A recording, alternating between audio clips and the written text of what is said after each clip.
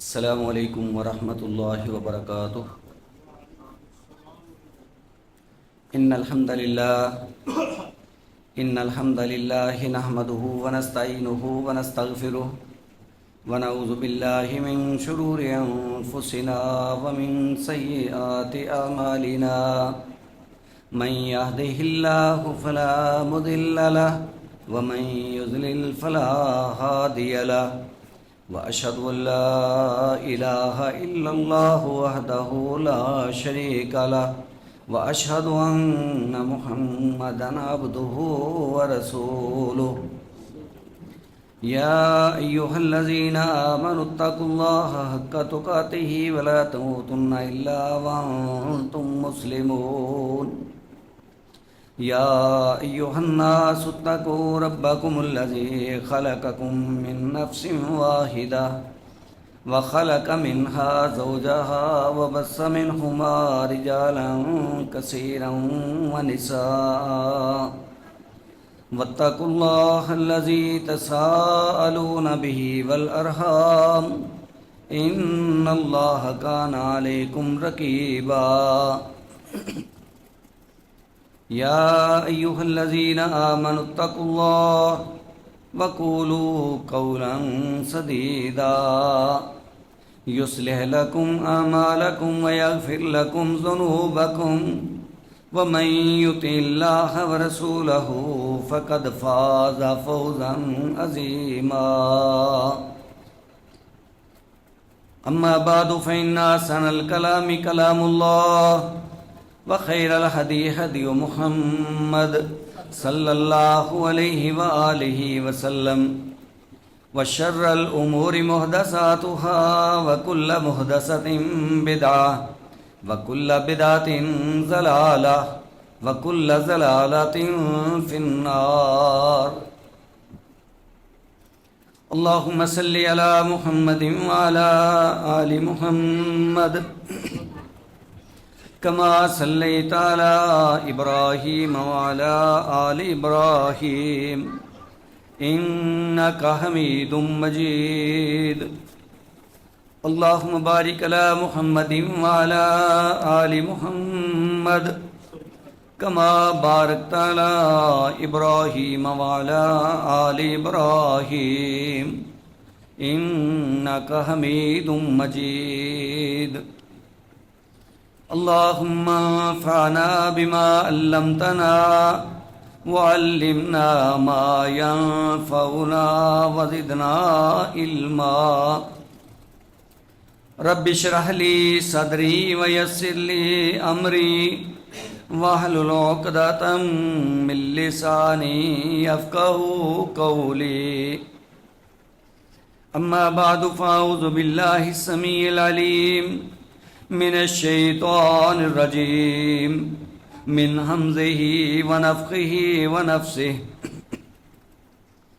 يا أيها الذين آمنوا ما لكم إذا قيل لكم انفروا في سبيل الله اثاقلتم إلى الأرض أرضيتم بالحياة الدنيا من الآخرة فما متاع الحیات الدنیا فی الآخرۃ الا قلیل الا تنفروه يعذبكم عذابا علیما ويستبدل قوما غيركم ولا تضروه شيئا والله على كل شيء قدير الا تنصروه فقد نصره الله اذ اخرجه الذين كفروا ثاني اثنين اذ هما في الغار اذ يقول لصاحبه لا تحزن ان الله معنا فانزل الله سكينته عليه وأيده بجنود لم تروها وجعل كلمة الذين كفروا السفلى وَكَلِمَةُ اللَّهِ هِيَ الْعُلْيَا وَاللَّهُ عَزِيزٌ حَكِيمٌ۔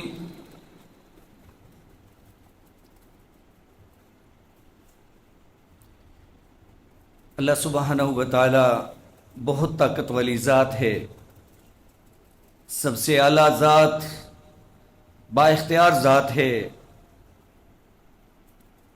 بہت عزت والی ذات ہے. سو اللہ پاک اپنے دین کو غالب دیکھنا چاہتے ہیں، اور اس دنیا کے اندر لوگوں کو بسا کر کے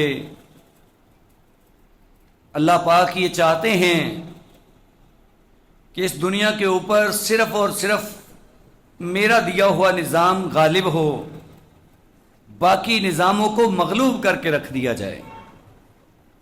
یہی وجہ ہے کہ ہمارے دین اسلام کے اندر ایک بڑا قیمتی حکم موجود ہے جس کو جہاد کے نام سے یاد کیا جاتا ہے.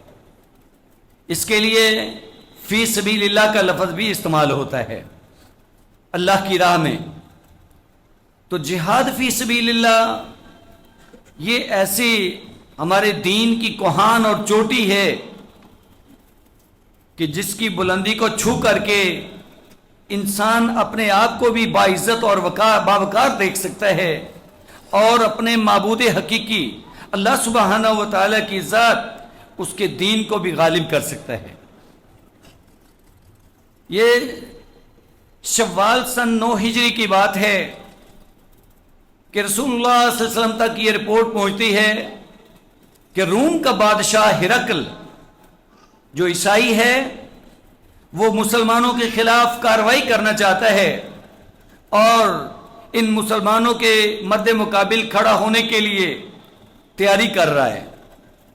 چونکہ اللہ سبحانہ و تعالی نے آپ کو اس دین کو غالب کرنے کے لیے بھیجا تھا، لہٰذا آپ نے کبھی ایسا نہیں سوچا کہ ہماری تعداد بہت زیادہ ہوگی، لاکھوں کی تعداد میں، پھر تو شاید ہم دشمن کا مقابلہ کر سکیں گے. ایسا نہیں کبھی سوچا، بلکہ بہت تھوڑی تعداد کے باوجود آپ نے اور آپ کے ماننے والوں نے اپنے جذبوں کا مظاہرہ کیا ہے اور نڈر ہو کر کے دشمن کے مد مقابل اپنے آپ کو کھڑا کیا ہے. اللہ سبحانہ و تعالیٰ کی ہمیشہ ہی مدد آپ کو حاصل رہی. اللہ کا وعدہ تو آج بھی ہمارے ساتھ ہے، وَأَنْتُمُ الْأَعْلَوْنَ إِن كُنتُم مُؤْمِنِينَ. اگر تم مومن ہو تو غلبہ تمہارا حق ہے، تم ہی غالب آ کے رہو گے. لہذا آج سے سب نے اپنے ماننے والوں کو بھی تیاری کا حکم دے دیا کہ ٹھیک ہے، روم بڑی سلطنت ہے، وہ بڑی طاقت والے لوگ ہیں، لیکن ہم بھی اللہ والے ہیں، اللہ پر ایمان رکھنے والے ہیں، ہم بزدل کمزور ڈرنے والے نہیں ہیں، تیاری کرو. اب یہاں ایسے ہوتا ہے ہمیشہ سے، آج ہم اپنے آپ کو بھی دیکھیں تو پہلی بات تو یہ ہے کہ جہاد، قتال، دشمن کے مد مقابل کھڑے ہونا یہ نسبتاً آسان کام نہیں ہے. آج ہم بھی اگر یہ سوچتے ہیں، دل ہمارا بھی کانپتا ہے. صرف جذبے والے لوگ، جرأت والے لوگ، آخرت پر ایمان رکھنے والے لوگ اور نڈر قسم کے لوگ، شیر جوان قسم کے لوگ، وہ نہیں پرواہ کرتے کہ ہمارے مد مقابل کون کھڑا ہے، ان کے پاس وسائل بہت زیادہ ہیں، وہ بڑی طاقت والا ہے، نہیں دیکھتے. لیکن اکثریت تو ایسے ہی ہے نا.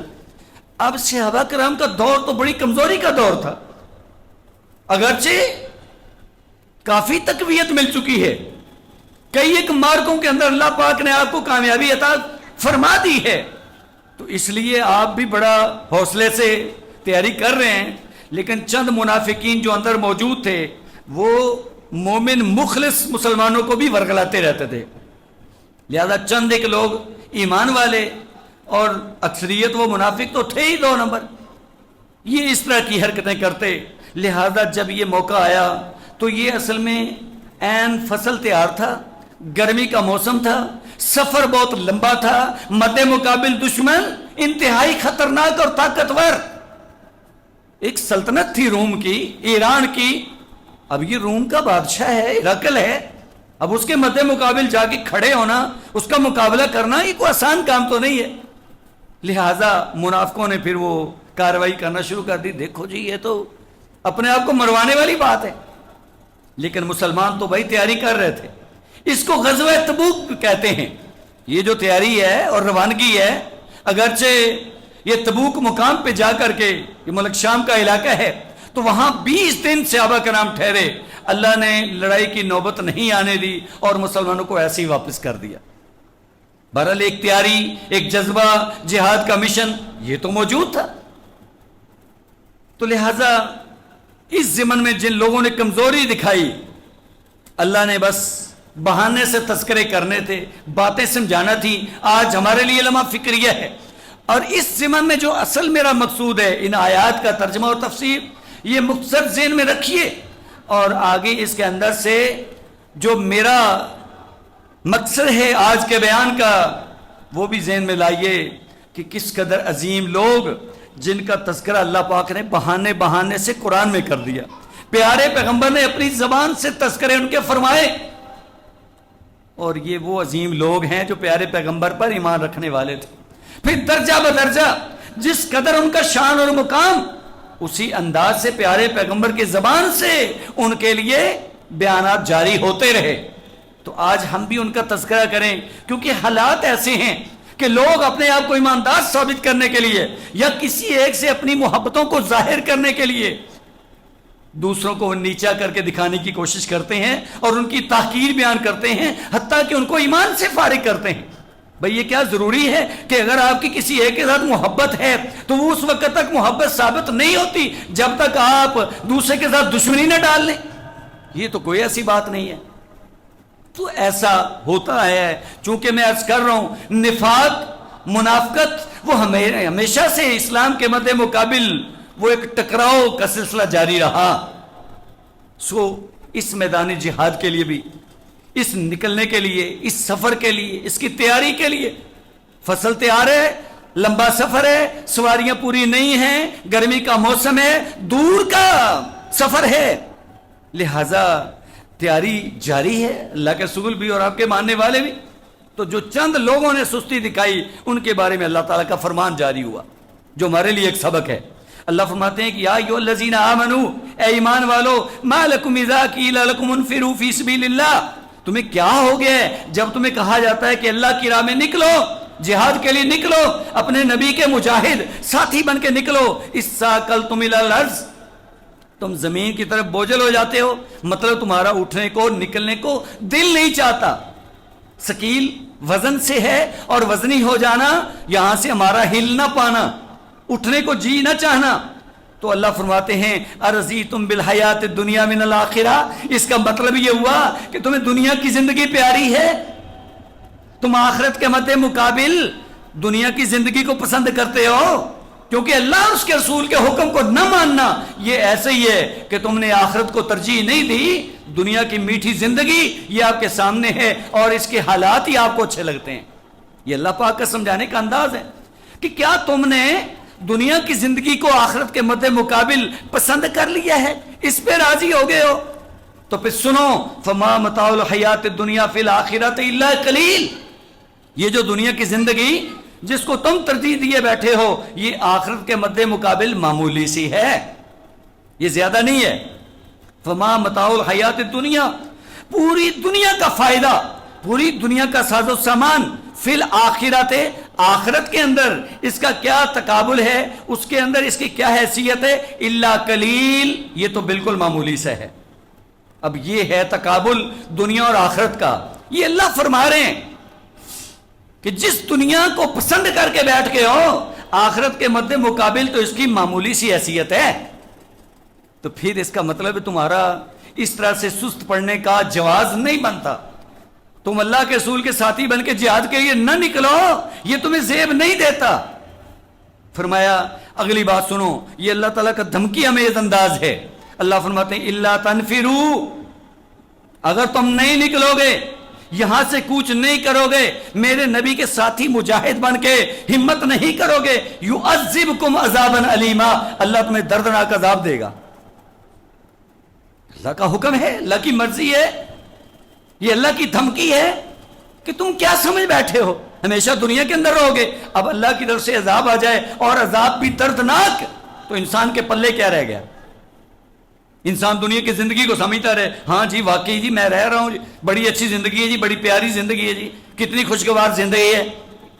تو اللہ فرماتے ہیں اگر تم نہ نکلے تو میں اللہ تمہیں دردناک عذاب دوں گا، وَيَسْتَبْدِلْ قَوْمًا غَيْرَكُمْ، اور میں تمہارے علاوہ اور لوگوں کو بدل کے رکھ دوں گا. مجھے کوئی پرواہ نہیں تمہاری، ولا تضروا شیئا، تم سارے مل کے بھی میرا کچھ نہیں بگاڑ سکتے۔ اللہ فرماتے تم اللہ کا کچھ نہیں بگاڑ سکو گے۔ واللہ علی کل شیء قدیر، تم کہو ایسے کیسے ممکن ہے؟ اللہ فرماتے ہیں ہاں اللہ ہر چیز پہ قادر ہے۔ اللہ فرما رہے ہیں جو میں کہہ رہا ہوں ایسا کرنے پہ قادر ہوں۔ اب اگلی بات ایک اور، یہ بھی ایک دھمکی ہے۔ اب اللہ تعالیٰ ایک دوسرے انداز سے سمجھا رہے ہیں۔ سمجھانے کا انداز یہ اللہ پاک کا ہے۔ موقع محل غزوہ تبوک کا ہے، تبوک کے لیے تیاری، روم کے لیے ساتھ یہ ٹکراؤ، لیکن بات کس انداز سے ہو گئی؟ ذکر کس کا آ گیا؟ اللہ فرماتے ہیں الا تنصروہ، اگر تم میرے نبی کے سپورٹر نہ بنے، تم نے میرے نبی کا ساتھ نہ دیا، میرے نبی کی مدد نہ کی، فقد نصرہ اللہ، تو یہ بات ذہن میں رکھو اللہ تو اپنے نبی کی مدد پہلے کر چکا، ایسے حالات میں کر چکا جب کوئی ظاہری صورتحالی بچ بچاؤ کی نہیں تھی۔ مکے کے حالات تھے، دشمن بڑا سخت تھا، رات کے پہرے تھے اور آپ کو شہید کرنے کے در پہ تھے لوگ۔ جب ایسے حالات میں اللہ پاک فرماتے ہیں ہم نے اپنے بندے کو سپورٹ کر لیا، تو آج تو ہمارے نبی کے ماننے والے موجود ہیں، آج تو ہزاروں کی تعداد میں لشکر موجود ہیں۔ لہذا اللہ فرماتے ہیں کہ اگر تم نے میرے نبی کا ساتھ نہ دیا، مدد نہ کی، تو میں اللہ تو اپنے نبی کی مدد کر چکا ہوں۔ کب اللہ جی؟ اذ اخرجہ الذین کفروا، ان حالات میں جب آپ کو کافروں نے نکالا، مکے سے نکلنے پہ مجبور کیا، راستہ دور کا ہے، مکے سے مدینے تک پہنچنا ہے، اور اس وقت تو فلائٹیں نہیں تھی، گاڑیاں نہیں تھی، بھی گاڑی کے اندر بیٹھو اور جلدی سے نکل جاؤ، پیچھے سے کوئی پکڑنا بھی چاہے گھنٹہ آدھا گھنٹہ مل جائے آپ کسی کو پکڑ ہی نہیں سکتے۔ لیکن وہاں تو پیدل سفر ہے، اونٹ کا سفر ہے، اس کے علاوہ تو کوئی سواری نہیں ہے۔ تو اللہ فرماتے ہیں جب آپ کو مکہ والوں نے نکالا، کافروں نے نکالا، ثانی اثنین، یہ دو میں سے ہمارا پیغمبر دوسرا تھا، یعنی ایک ہمارا پیغمبر تھا، ایک ان کا اور ساتھی تھا۔ ثانی اثنین، دو میں سے دوسرا ہمارا پیغمبر تھا۔ وہ دو کون تھے؟ اذ ہما فی الغار، جب دونوں غار کے اندر تھے۔ عربی کلام بھی جو بڑا فصیح اور بلیغ ہے، یہاں ویسے جمع کا صیغہ بھی استعمال ہو جاتا، آج ہم کہتے اللہ نے اپنے نبی کی شان کے لیے جمع کا لفظ استعمال کر لیا، ہو جاتا ہے کسی بڑے کو احترام سے بلانے کے لیے ہم جمع کا صیغہ استعمال کر لیتے ہیں، لیکن یہاں عربی کے اندر دو کے لیے ایک علیحدہ لفظ استعمال ہوتا ہے۔ تو اللہ نے بڑی وضاحت کے ساتھ فرمایا کہ الا تنصروا فقد نصرہ اللہ اذ اخرجہ الذین کفروا، یہ سنگل فرد کا ذکر ہو رہا ہے، یعنی اللہ اپنے پیغمبر کا ذکر فرما رہے ہیں۔ فرمایا ثانی اثنین، یہ دو میں سے دوسرا تھا، اذ ہما فی الغار، جب دونوں غار کے اندر موجود تھے۔ اور یہ وہ لمحات ہیں کہ جب ابوبکر صدیق وہ سن رہے ہیں آوازیں اور عرض کر رہے ہیں کہ اللہ کا رسول اگر یہ اپنے پاؤں کی طرف دیکھ لیں تو سیدھا ان کی نظر تو ہمارے اوپر پڑ جائے گی۔ تو پھر اللہ کے رسول فرماتے ہیں اے ابوبکر ما ظنک باثنین اللہ ثالثہما، ابوبکر تیرا ان دو کے بارے میں کیا خیال ہے جن کا تیسرا مددگار، تیسرا سپورٹر، ان کو مدد دینے والا اللہ ہو، تو تیرا ان دو کے بارے میں کیا خیال ہے جن کے ساتھ تیسرا اللہ ہے؟ تو لہٰذا آپ صلی اللہ علیہ وسلم نے اپنے ساتھی کو تسلی دی۔ اللہ بھی یہاں اسی بات کا ذکر فرما رہے، ثانی اثنین، دو میں سے دوسرا تھا، اذ ہما فی الغار، جب دونوں غار کے اندر موجود ہیں، اذ یقول لصاحبہ، جب وہ اپنے ساتھی سے کہہ رہا تھا، جب وہ اپنے صاحب سے کہہ رہا تھا، جب اس نے اپنے صحابی سے کہا، کیا کہا؟ کس نے کہا؟ پیغمبر صلی اللہ علیہ وسلم نے کہا، اپنے صحابی سے کہا۔ وہ صحابی کون ہیں؟ وہ ابوبکر صدیق ہیں۔ لا تحزن ان اللہ معنا، کیونکہ آپ کے اس سفر سے، آپ کے ساتھ سے کوئی بھی منکر نہیں ہے، سب جانتے اور مانتے ہیں کہ ہاں ہجرت کی رات اگر ساتھ دیا ہے، سفر کیا ہے، تو وہ جناب ابوبکر صدیق نے دیا ہے۔ تو آپ کیا کہہ رہے ہیں؟ اپنے ساتھی کو کیا جواب دے رہے ہیں کہ میرے بھائی ابوبکر پریشان نہیں ہونا، میرے ساتھی گھبرانا نہیں ہے۔ جب آپ نے اپنے ساتھی سے کہا لا تحزن ان اللہ معنا، ابوبکر غم مت کیجئے، پریشان نہ ہوئیے، ان اللہ معنا، یقیناً اللہ ہمارے ساتھ ہے۔ اللہ ہمارے ساتھ ہے. ایک وہ وقت تھا جب موسیٰ علیہ السلام اپنی پوری قوم کو، اپنے ماننے والوں کو لے کے نکلے، پیچھے سے فرعون اپنی فوجیں لے کے چڑھ آیا ہے. اب قوم کہتی ہے موسیٰ جی مروا دیا. اب آگے جاتے ہیں تو سمندر ہے، دریا ہے، پیچھے سے دشمن آ رہا ہے، جائیں تو جائیں کہاں؟ تو موسیٰ علیہ السلام کیا جواب دیتے ہیں؟ ان معی ربی سیہدین، میرے ماننے والوں، میرے عزیزوں، گھبراؤ نہیں، میرے ساتھ میرا اللہ ہے. ان معی ربی، میرے ساتھ میرا رب ہے. تو جناب موسیٰ علیہ السلام اللہ کو مددگار جانتے مانتے ہوئے اپنے ساتھیوں کو تسلی دے رہے ہیں. لیکن یہاں کیا لفظ ہیں؟ اے میرے صحابی آپ غمگین مت ہوں. یہاں بھی ایک توجہ طلب نکتہ ہے. لوگ کہتے ہیں جی دیکھو ابو بکر ڈر رہے ہیں، بڑا پریشان ہیں، اپنی جان کی فکر ہے. اب بھائیو ذرا سوچنے والی بات، سمجھدار لوگ ہیں آپ ذرا یہ بات سوچیں اور سمجھنے کی کوشش کریں کہ جب سارے اطراف میں، پورے مکہ میں پیرا ہے، وہ سارے کنبے قبیلے والے مختلف افراد کو مقرر کر چکے ہیں کہ آج رات جناب محمد صلی اللہ علیہ وسلم کو شہید کر دینا ہے، تو اللہ کے رسول ساری حقیقت حال اپنے ساتھی کے سامنے رکھتے ہیں اور آپ فرماتے ہیں بس آج رات ہم نے چلنا ہے. تو جناب ابوبکر صدیق کو یہ بھول ہے کہ اب جب میں آپ کے ساتھ چلوں گا تو پھر کیا ہونے والا ہے؟ دشمن معاف کرے گا؟ اگر کوئی ڈرنے والا ہو اس وقت ڈر کے گھر میں بیٹھ جائے کہ نہیں جی نہیں میں یہ کام نہیں کر سکتا. ہاں آج اگر ہمارے ساتھ ایسا ہو جائے تو ہم تو بڑی اپنی سیف سائڈ کرتے ہیں، پہلے سے بڑے سمجھدار بن جاتے ہیں. ہاں جی یہ تو راستہ ہی بڑا خطرناک ہے، بھلا میں آپ کے ساتھ کیسے جا سکتا ہوں؟ تو لہذا یہ فضول قسم کی باتیں ہیں اگر ایسا کوئی ذہن بناتا ہے، سوچتا ہے. تو اللہ کے رسول نے آپ کو فرمایا ہے تو آپ تو پہلے دن سے ایسے حالات میں جب کوئی آپ کی بات کو ماننے والا نہیں تھا، ایک آزاد نوجوان فکر کا انسان، کاروباری انسان، اپنے رشتہ دار کنبے قبیلے والا فرد، جب آپ اس سے کہتے ہیں کہ میں اللہ کا رسول ہوں، آپ نے دوسری بات جناب ابوبکر صدیق نے کوئی کہی نہیں. آزاد نوجوانوں میں سے سب سے پہلے نمبر پہ ایمان لانے والے اگر ہیں تو جناب ابوبکر صدیق ہیں. یہ تو ان کا ایمان ہی مثالی ہے، ان کی شخصیت ہی مثالی ہے.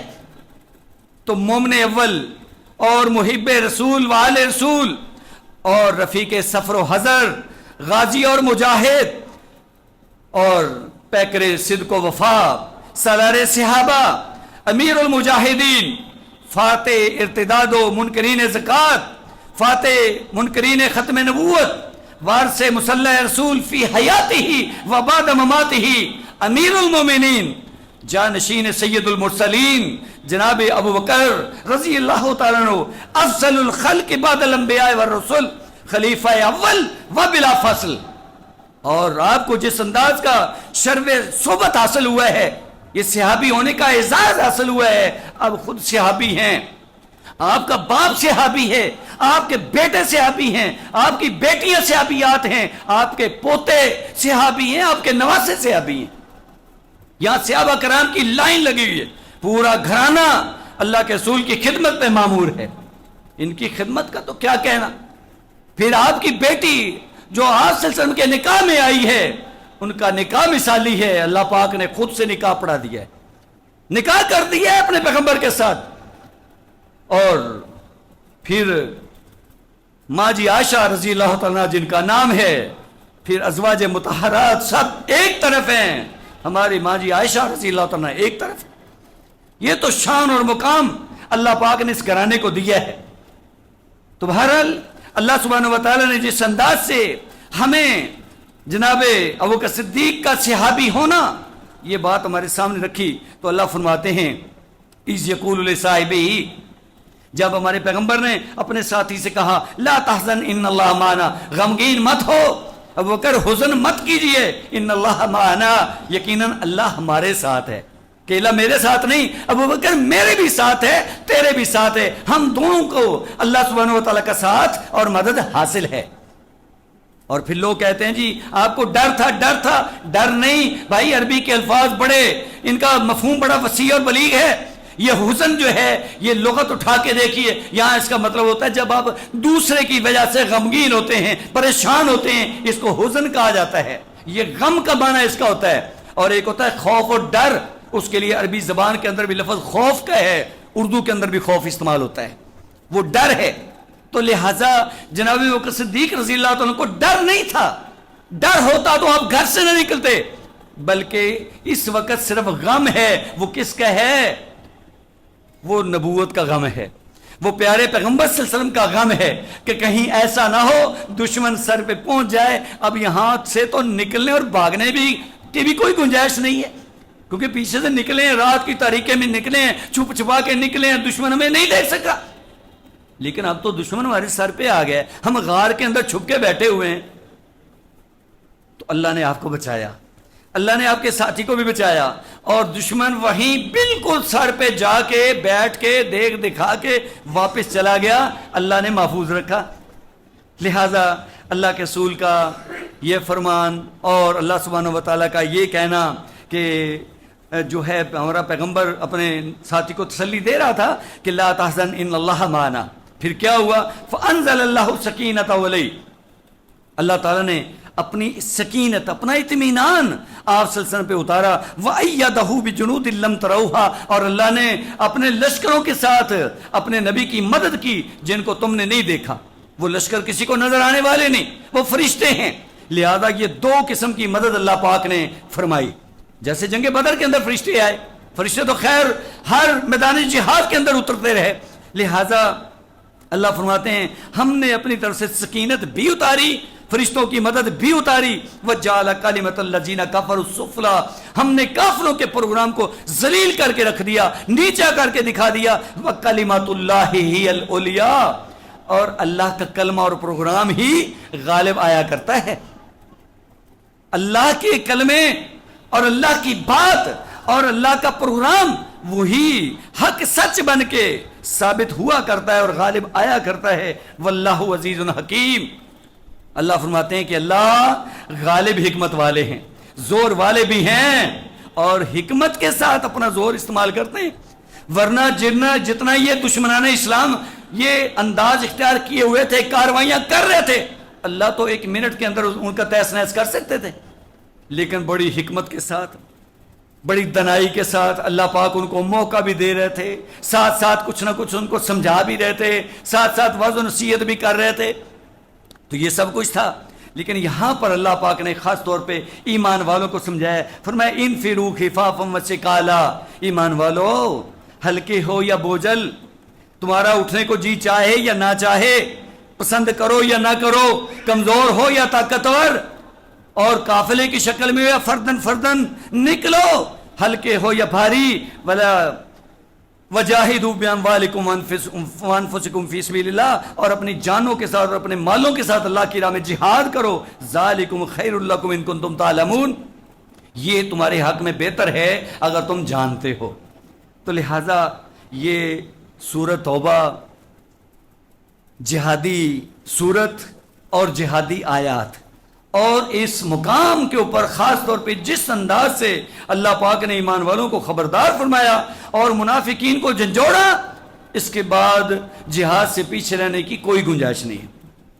تو اگر کوئی من حیث الجماعت پوری پارٹی جہاد کی منکر ہو اور کہے ہم ایمان والے ہیں، تو بھائی یہ تو بہت مشکل بات ہے، ایسا ہو نہیں سکتا. اللہ تعالیٰ نے ایمان والوں کو یہ حکم دیا ہے اور فرمایا کہ اگر تم یہ کام نہیں کرتے تو پھر تو تم عذاب کے لائق ہو، اور ہم تمہیں پسند ہی نہیں کرتے، ہم تمہیں یہاں دنیا سے مٹا کے رکھ دیں گے، کوئی نئی مخلوق لے آئیں گے. تو لہٰذا ہمیں بھی اللہ پاک کے ان قیمتی فرامین کو ذہن میں رکھنا چاہیے، اور اس جہادی ضمن میں جو اس راستے کا جو ہجرت والا سفر ہے اور ہجرت کا راستہ ہے، مکہ سے مدینہ کا سفر ہے، اور یہ غار کا جو ٹھکانہ اور مقام ہے اس کا تذکرہ فرمایا. تو وہاں اللہ کا قرآن جناب محمد صلی اللہ علیہ وسلم کے صحابی، باقی صحابہ کرام کے بارے میں تو آپ صلی اللہ علیہ وسلم کے فرامین احادیث گواہ ہیں، لیکن جناب ابوبکر صدیق رضی اللہ تعالیٰ عنہ وہ واحد شخصیت ہیں جن کی صحبت اور ان کے ساتھ دینے کا ذکر، جن کے صحابی ہونے کا تذکرہ اللہ کے قرآن میں.